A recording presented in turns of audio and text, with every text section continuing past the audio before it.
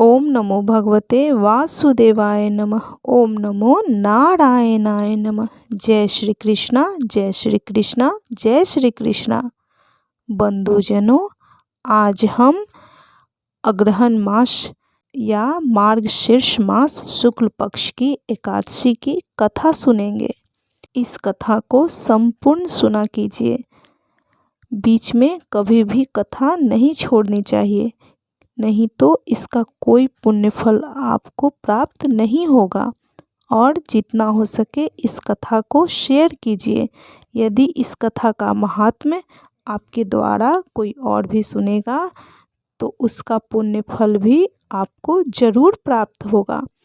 तो चलिए, आज हम अग्रहण मास शुक्ल पक्ष की एकादशी की कथा सुनते हैं। तो बोलिए, ओम नमो भगवते वासुदेवाय नमः। ओम नमो नारायणाय नमः। युधिष्ठिर बोले, हे देव देवेश्वर, मार्गशीर्ष या अग्रहण मास के शुक्ल पक्ष की कौन सी एकादशी होती है, उसकी क्या विधि है तथा उसमें किस देवता का पूजन किया जाता है? हे स्वामी, यह सब यथार्थ रूप से मुझे बताइए। भगवान श्री कृष्ण ने कहा, हे नृपश्रेष्ठ, मार्गशीर्ष या अग्रहण मास के शुक्ल पक्ष की एकादशी का वर्णन करूंगा, जिसके श्रवण मात्र से वाजपेय यज्ञ का फल मिलता है। उसका नाम मोक्षदा एकादशी है, जो सब पापों का अपहरण करने वाली है। राजन, उस दिन यत्न पूर्वक तुलसी की मंजरी तथा धूप दीपादि से भगवान दामोदर श्री हरि विष्णु का पूजन करना चाहिए। पूर्वोक्त विधि से ही दशमी और एकादशी के नियम का पालन करना उचित है। मोक्षदा एकादशी बड़े बड़े पातकों का नाश करने वाली है। उस दिन रात्रि में मेरी प्रसन्नता के लिए नृत्य, गीत और स्तुति के द्वारा जागरण करना चाहिए। जिसके पितर पापवश नीच योनि में पड़े हों, वे इस एकादशी का व्रत करके इसका पुण्यदान अपने पितरों को करें तो पितर मोक्ष को प्राप्त होते हैं। इसमें तनिक भी संदेह नहीं है। पूर्व काल की बात है। वैष्णवों से विभूषित परम रमणीय चंपक नगर में वैखानस नामक राजा रहते थे। वे अपनी प्रजा का पुत्र की भांति पालन करते थे।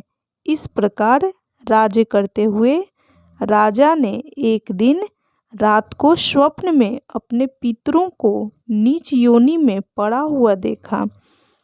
उन सब को इस अवस्था में देखकर राजा के मन में बड़ा विस्मय हुआ और प्रातःकाल ब्राह्मणों से उन्होंने उस स्वप्न का हाल कह सुनाया। नरक समुद्र से हम लोगों का उद्धार करो। द्विजवरों, इस रूप में मुझे पितरों के दर्शन हुए हैं। इससे मुझे चैन नहीं मिलता। क्या करूं, कहाँ जाऊं? मेरा हृदय रुंधा जा रहा है। द्विजोत्तमों, वह व्रत, वह तप और वह योग जिससे मेरे पूर्वज तत्काल नरक से छुटकारा पा जाएं, बताने की कृपा करें। मुझ जैसे बलवान तथा साहसी पुत्र के जीते जी मेरे माता पिता घोर नरक में पड़े हुए हैं। अतः ऐसे पुत्र होने का क्या लाभ है? ब्राह्मण बोले, हे राजन, यहाँ से निकट ही पर्वत मुनि का महान आश्रम है। वे भूत और भविष्य के भी ज्ञाता हैं। हे नृपश्रेष्ठ, आप उन्हीं के पास चले जाइए। ब्राह्मणों की बात सुनकर महाराज वैखानस शीघ्र ही पर्वत मुनि के आश्रम पर गए और वहां उन मुनिश्रेष्ठ को देखकर उन्होंने दंडवत प्रणाम करके मुनि के चरणों को स्पर्श किया। मुनि ने भी राजा से राज्य के 7 अंगों की कुशलता पूछी। राजा बोले, हे स्वामिन, आपकी कृपा से मेरे राज्य में 7 अंग सकुशल हैं, किंतु मैंने स्वप्न में देखा है कि मेरे पितर नरक में पड़े हुए हैं। अतः बताइए कि किस पुण्य के प्रभाव से उनका वहाँ से छुटकारा होगा। राजा की यह बात सुनकर मुनिश्रेष्ठ पर्वत एक मुहूर्त तक ध्यानस्थ रहे। इसके बाद वे बोले, हे राजा, हे महाराज, मार्गशीर्ष के शुक्ल पक्ष में जो मोक्षदा नाम की एकादशी होती है, तुम सब लोग उसका व्रत करो और उसका पुण्य फल पितरों को दे डालो। उस पुण्य फल के प्रभाव से उनका नरक से उद्धार हो जाएगा। भगवान श्री कृष्ण कहते हैं, हे युधिष्ठिर, मुनि की यह बात सुनकर राजा पुनः अपने घर लौट आए। जब उत्तम मार्गशीर्ष अगहन मास आया, तब राजा वैखानस ने मुनि के कथनानुसार मोक्षदा एकादशी का व्रत करके उसका पुण्य फल समस्त पितरों सहित पिता को दे दिया। पुण्य देते ही क्षण भर में आकाश से फूलों की वर्षा होने लगी। वैखानस के पिता पितरों सहित नरक से छुटकारा पा गए और आकाश में आकर राजा के प्रति यह पवित्र वचन बोले, बेटा तुम्हारा कल्याण हो। यह कहकर वे स्वर्ग में चले गए। राजन, जो इस प्रकार कल्याणमयी मोक्षदा एकादशी का व्रत करता है, उसके पाप नष्ट हो जाते हैं और मरने के बाद वह मोक्ष को प्राप्त कर लेता है।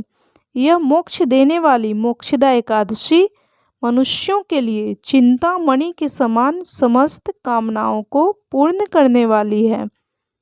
इस महात्म्य के पढ़ने और सुनने से, या अगर आपके द्वारा इस कथा को, इस महात्म्य को कोई और सुने, तो आपको वाजपेयी यज्ञ का फल मिलता है। तो बंधुजनों, जितना हो सके आप इस कथा को शेयर जरूर करें। पिता के प्रति भक्ति और दूसरों के लिए पुण्य अर्पित करने की अनुपम गाथा है यह कथा। इस एकादशी का व्रत केवल व्रत करने वाले प्राणी का ही नहीं, बल्कि उसके पितरों का भी भला करता है। अपने किसी सगे सहोदर मित्र बंधु को भी इस व्रत का फल अर्पण करने से उसके भी पापों व क्लेशों का नाश हो जाता है। जो साधक माता पिता में ईश्वर को देखते हैं, भगवान श्री हरि विष्णु की असीम अनुकंपा से उनकी समस्त कामनाओं की सिद्धि होती है। तो बोलिए, ओम नमो भगवते वासुदेवाय नमः। ओम नमो नारायणाय नमः। जय श्री कृष्णा, जय श्री कृष्णा, जय श्री कृष्णा। बंधुजनों, यदि आपको यह वीडियो अच्छा लगा हो, यह कथा अच्छी लगी हो, कृपया वीडियो को लाइक कीजिए, शेयर कीजिए और चैनल को सब्सक्राइब करना ना भूलें।